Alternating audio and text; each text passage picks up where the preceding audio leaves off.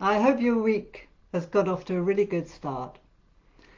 And I wanted to start by asking you a question.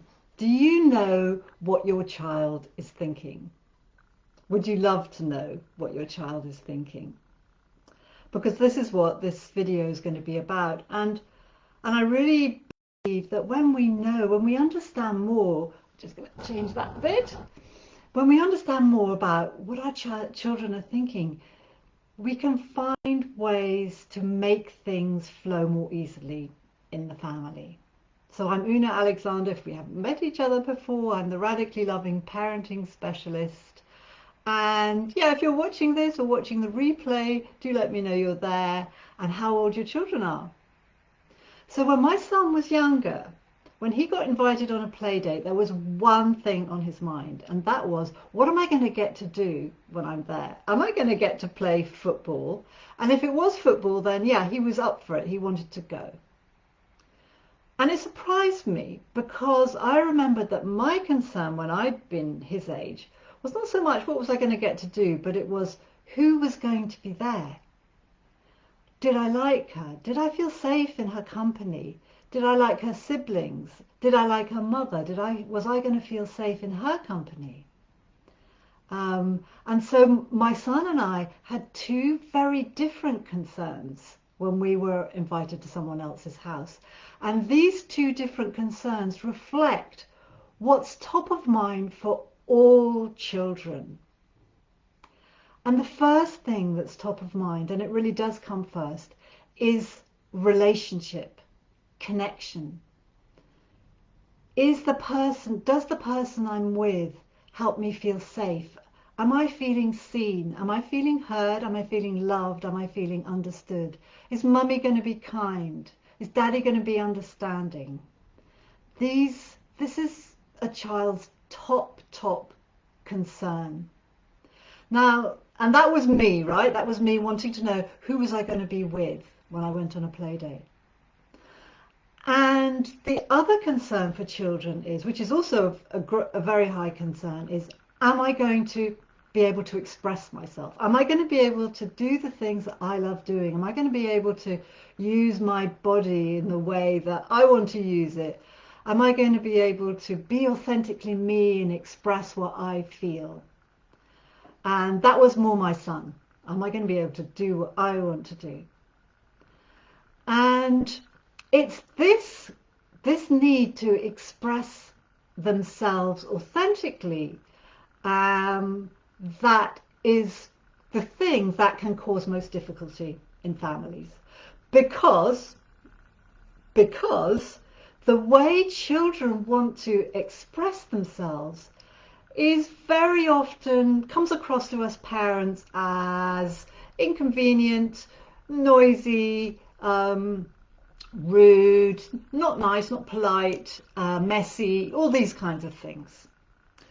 So that is what starts to cause difficulties in families, and I want to give you 10 examples of this, 10 examples of ways that children express themselves that we often don't like.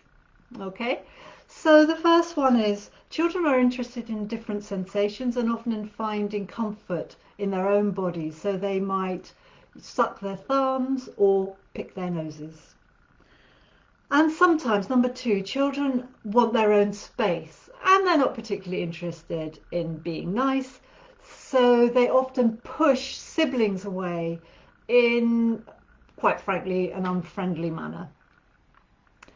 Number three, children love moving these amazing bodies they've been given and discovering what they can do and practicing. So they don't like sitting still, and they just generally love to move. A lot more than we want them to. Number four, children want to explore their strength and pit themselves against others, and so they often get into fights and hurt each other. Number five, children are very in tune with their desires, in tune with their fears about this world that they don't completely understand or know in the way that we know it. And so they often don't want to do things that we want them to do, and they can dig in their heels and come across what we would call stubborn. Number 6, children feel deeply the need to connect primarily with us, and so they will wake us in the night in order to do so. Number 7, children want to be reassured often of our love for them and of our connection with them. And so when they see us giving our attention to others, so for example, siblings or relatives or friends, they will often create a distraction so that we divert our attention back to them again. And we call this attention seeking. Number 8, children's imagination is very, very alive. And so they often get drawn into daydreams, or they make up stories which we may think is lying. Number 9, children love exploring the full range of their voices, how their voices sound, how they reverberate at different pitches and at different, levels of noise, and so they can be very loud. And number 10, children tune in to the unspoken tensions, worries and stresses in families, and they can often act them out. We say that children are acting out, don't we? And they literally do act out what's going on in a family, and very often we don't like to see what they're acting out. So that's just the tip of the iceberg. 10 typical ways that children express themselves that we don't always like. And can you hear how far away these modes of expression are from our concerns as parents, which are to do with things like being on time, being polite, being nice, getting homework done, doing what you've been asked. You see, that there's kind of chalk and cheese, isn't there? They're completely different things are top of mind for children, and children will try to do these things that we want them to do because of the connection. But sometimes, when we're telling children what to do, we're giving them instructions, or we're telling them off, it's hard for children to find that connection.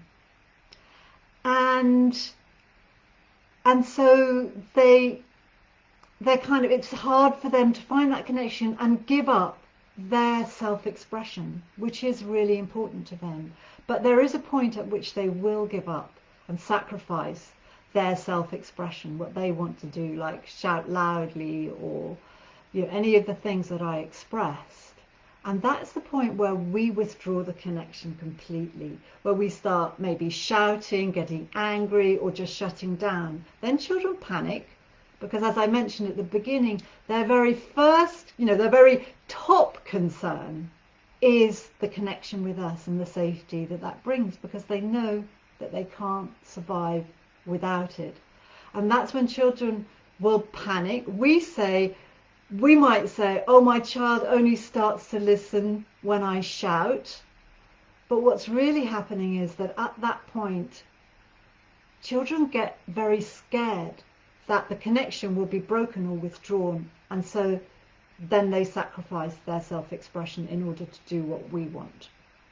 And this is what's happening kind of daily, really multiple times a day in families, isn't it? But maybe this is just another way of looking at it. So what can we do about it? Well, there are 3 things we can do about it, and they all begin with A. We can allow, adapt, and acknowledge. So number 1, allow. Sometimes we can allow children self-expression. We can allow them maybe to play on the railings while they're waiting, or we can allow them to use their voices and be loud. For example, I advised a family with 2 5-year-old boys, they're twins, to get some noise-cancelling headphones so they could simply, let their boys make the noise they needed to make, but also themselves not be disturbed. So that's allow. Number 2, adapt. you can very often help your child adapt what they want to do to express themselves so that it's in a way that is also tolerable for you. So for example, you might arrange for your children to have wrestling matches or pillow fights so that their need to pit themselves against each other and practice their strength can be practiced safely. Express their strength can be practiced safely. And finally, acknowledge when we show understanding for children's need to express themselves in a certain way, that can help a lot. And it can mean that their need to actually fulfill that expression is kind of lessened. So, for example, when my son was 5 or 6, we went for a walk with his school in the woods, and I struck up a conversation with someone, and as soon as he saw me talking to that person, he came running up and started talking very loudly about something, trying to divert my attention to him. And I kind of twigged what was happening, and I said to him, even though I'm talking here to Susie, I love you completely, utterly, and deeply. You're the apple of my eye. And he just kind of looked at me, looked a bit kind of surprised, and he just ran off. And I didn't see him for the rest of the outing. So, yeah, allow, adapt, acknowledge, 3 ways to help your child with their self-expression. And I'm going to say much more about how you can support your child with their self-expression on my upcoming online class, my no-cost class. That will be coming up a week on Wednesday, June the 30th, and registration will be opening on Friday. So look out for my posts or emails about that, and I hope you can join me then to continue this conversation. Lots of love. Bye.